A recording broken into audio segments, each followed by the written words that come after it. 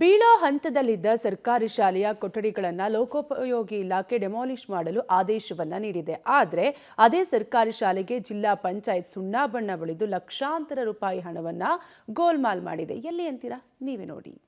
ಶಾಲೆ ಕಟ್ಟಡ ಡೆಮಾಲಿಷನ್ಗೆ ಆದೇಶಿಸಿದ್ರು don't care. ದುರಸ್ತಿ ಹೆಸರಿನಲ್ಲಿ ಸುಣ್ಣ ಬಣ್ಣ ಬಳಿದು ಲಕ್ಷ ಲೂಟಿ. ಜಿಲ್ಲಾ ಪಂಚಾಯತ್ ಅಧಿಕಾರಿಗಳು ಗುತ್ತಿಗೆದಾರರ ವಿರುದ್ಧ ಆರೋಪ. ಹಳೆಯ ಸರ್ಕಾರಿ ಶಾಲೆಗಳು ಕುಸಿದು ಬೀಳೋ ಹಂತಕ್ಕೆ ಬಂದಿದ್ದು ಅಪಾಯಕ್ಕೆ ಬಾಯಿ ತೆರೆದಿವೆ. ಕುಸಿಯುವ ಹಂತದಲ್ಲಿರುವ ಶಾಲೆಯ ಕೊಠಡಿಗಳ ಡೆಮಾಲಿಷನ್ಗೆ ಆದೇಶಿಸಲಾಗಿದೆ.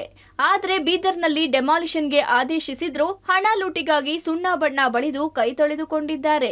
ಬೀದರ್ ಜಿಲ್ಲೆಯ ಔರಾ ತಾಲೂಕಿನ ಜಂಬಗಿ ಗ್ರಾಮದಲ್ಲಿ ಸರ್ಕಾರಿ ಹಿರಿಯ ಪ್ರಾಥಮಿಕ ಶಾಲೆಯಲ್ಲಿ ಬರೋಬ್ಬರಿ 300ಕ್ಕೂ ಅಧಿಕ ಮಕ್ಕಳು ವಿದ್ಯಾಭ್ಯಾಸ ಮಾಡುತ್ತಿದ್ದಾರೆ.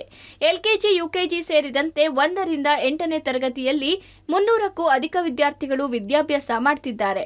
ಹಳೆಯ ಕೊಠಡಿಗಳು ಕುಸಿದು ಬೀಳುವ ಹಂತದಲ್ಲಿದ್ದು ನೂತನ ಕೊಠಡಿ ನಿರ್ಮಾಣ ಮಾಡಲಾಗಿದೆ. ಅಲ್ಲಿ ಪ್ರತಿನಿತ್ಯ ವಿದ್ಯಾರ್ಥಿಗಳು ವಿದ್ಯಾಭ್ಯಾಸ ಮಾಡುತ್ತಿದ್ದಾರೆ. ಆದರೆ ಹಳೆಯ ಶಾಲಾ ಕೊಠಡಿಗಳು ಪಾಠಕ್ಕೆ ಯೋಗ್ಯವಲ್ಲ.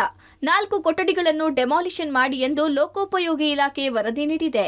ಆದರೆ ಇದನ್ನೇ ಬಂಡವಾಳ ಮಾಡಿಕೊಂಡ ಜಿಲ್ಲಾ ಪಂಚಾಯತ್ ಇಲಾಖೆಯ ಅಧಿಕಾರಿಗಳು ಶಾಲಾ ಕೊಠಡಿ ಡೆಮಾಲಿಷನ್ ಮಾಡದೆ ದುರಸ್ತಿ ಹೆಸರಿನಲ್ಲಿ ಸುಣ್ಣ ಬಣ್ಣ ಬಳಿದು 8 ಲಕ್ಷ ರೂಪಾಯಿ ಬಿಲ್ ಮಾಡಿದ್ದಾರೆ. ಗ್ರಾಮಸ್ಥರು ಮತ್ತು ಶಿಕ್ಷಕರ ವಿರೋಧದ ನಡುವೆಯೂ ಶಾಲೆಯ ಮುಂಭಾಗದ ಕಂಬಗಳಿಗೆ ಕಲರ್ ಮಾತ್ರ ಹೊಡೆದು ಲಕ್ಷ ಹಣವನ್ನ ಗೋಲ್ಮಾಲ್ ಮಾಡಿದ್ದಾರೆ.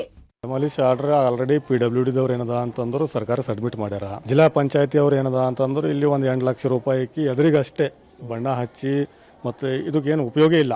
8 ಲಕ್ಷ ರೂಪಾಯಿ ಖರ್ಚು ಮಾಡಿ ಹೋಗ್ಯಾರ. 1 ಲಕ್ಷ 2 ಲಕ್ಷ ಮಾಡಿರ್ಬೇಕೇನಾರ, ಬಟ್ ಅವ್ರು ಹೊಟ್ಟೆ ತುಂಬ್ಕೊಳಕ ಅಷ್ಟು ಮಾಡ್ಯಾರ ಅವ್ರ ಕೆಲಸ ಗೋಲ್ಮಾಲ್. ಆದ್ರೆ ನಮ್ಗೆ ಅವಶ್ಯಕತೆ ಇದ್ದಿಂದ ನಮ್ಮ ಶಾಲೆಗೆ ಅತಿ ಅವಶ್ಯಕತೆ ಇದ್ದಿಂದ ಏನದ ಅಂತಂದ್ರೆ ಈ ರೂಮಿನ ಏನು ಬಿಲ್ಡಿಂಗ್ ಅದಲ್ಲ ಡೆಮಾಲಿಷ್, ಅದ್ರಾಗ ಶಿಕ್ಷಕರು ಕೂಡತ್ತಾರ ಅಂದ್ರೆ ಜೀವ ಏನು ಕೈದಾಗ ಹಿಡ್ಕೊಂಡು ಕೂಡತ್ತಾರ. ಅವ್ರಿಗೆ ಕೂಡಕ್ಕೆ ಏನದ ಅಂತಂದ್ರೆ ಆಫೀಸ್ ಇಲ್ಲ, ಮತ್ತು ಸ್ಟಾಫ್ ರೂಮ್ ಇಲ್ಲ, ನಂಬಲ್ಲಿ ಕಿಚನ್ ಇಲ್ಲ. ಮಕ್ಕಳ ಸಂಖ್ಯೆದ ಮೇಲೆ ಏನದ ಹೆಣ್ಮಕ್ಳು ಭಾಳ ಅರ ನಂಬಲ್ಲಿ. ಅವ್ರಿಗೆ ಒಂದು ಹೈಟೆಕ್ ಟಾಯ್ಲೆಟ್ ಬೇಕು, ಅದು ಇಲ್ಲ. ಕೆಳಗೆ ನೆಲದ ಮೇಲೆ ಕುಂತು ಪಾಠ ಕೇಳತ್ತಾರ ನಮ್ಮ ಮಕ್ಕಳು. ನಮ್ಮ ಶಾಲೆಯಲ್ಲಿ ಕೇಳೋದಿಲ್ಲ, ಹೇಳೋದಿಲ್ಲ. ಅವಶ್ಯಕತೆ ಏನಿದೆ ಅದ್ರ ಮೇಲೆ ದುಡ್ಡು ಖರ್ಚು ಮಾಡ್ಬೇಕು.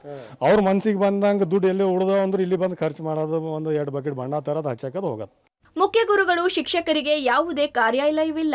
ಹಳೆಯ ಶಾಲೆಯ ಕೊಠಡಿಯಲ್ಲೇ ಕಾರ್ಯಾಲಯ ಮಾಡಿಕೊಂಡಿದ್ದು ಕಟ್ಟಡ ಯಾವಾಗ ಕುಸಿದು ಬೀಳುತ್ತೋ ಅನ್ನೋ ಆತಂಕದಲ್ಲಿದ್ದಾರೆ. ವಿದ್ಯಾರ್ಥಿಗಳಿಗೆ ಸರಿಯಾದ ಶೌಚಾಲಯ ಇಲ್ಲ. ಇನ್ನು ಬಿಸಿಯೂಟ ಮಾಡಲು ಕೊಠಡಿಗಳೇ ಇಲ್ಲ. ಇನ್ನು ಈ ಶಾಲೆಯಲ್ಲಿ 300ಕ್ಕೂ ಅಧಿಕ ವಿದ್ಯಾರ್ಥಿಗಳಿದ್ದಾರೆ. ಆದರೆ ಕೂತು ಪಾಠ ಕೇಳಲು ಟೇಬಲ್ಗಳೇ ಇಲ್ಲ. ನೆಲದ ಮೇಲೆಯೇ ಕುಳಿತು ಪಾಠ ಕೇಳೋ ಅನಿವಾರ್ಯತೆ ಇದೆ. ಡೆಮಾಲಿಷನ್ ಸಲುವಾಗಿ ನಾವು ಬರ್ಕೊಟ್ಟಿವಿ ಸರ್. ಸುಮಾರು 5 ವರ್ಷ ಕೆಳಗೆ ಕೊಟ್ಟಿವಿ.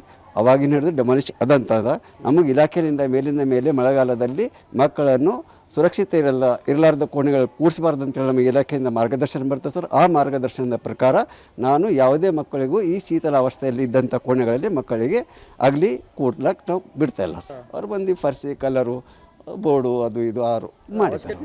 ಇಲ್ಲ ಈ ರೂಮ್ದಲ್ಲಂತೂ ಇಲ್ಲ. ಈ ರೂಮ್ ಅಂತ ನಾವು ಮಕ್ಕಳಿಗಾಗಿ ಉಪಯೋಗ ಮಾಡ್ಕೊತಾ ಇಲ್ಲ. ಈ ರೂಮಲ್ಲಿ ನಾವು ಮಕ್ಕಳಿಗೆ ಕೂರಿಸ್ತಾ ಇಲ್ಲ. ಕಟ್ಟಡ ಡೆಮಾಲಿಷನ್ಗೆ ಆದೇಶ ಮಾಡಿದ್ರು ಕೇವಲ ಸುಣ್ಣ ಬಣ್ಣ ಬಳಿದು ಲಕ್ಷ ಲೂಟಿ ಮಾಡಿರೋ ಆರೋಪ ನಿಜವಾ ಸುಳ್ಳ ತನಿಖೆ ಆಗಬೇಕಿದೆ. ಒಂದ್ ವೇಳೆ ಲೂಟಿ ಆಗಿದ್ರೆ ತಪ್ಪಿತಸ್ಥರ ವಿರುದ್ಧ ಕ್ರಮ ಆಗಬೇಕಿದೆ. Mallikarjuna Kuppigudda, public TV, Bidar.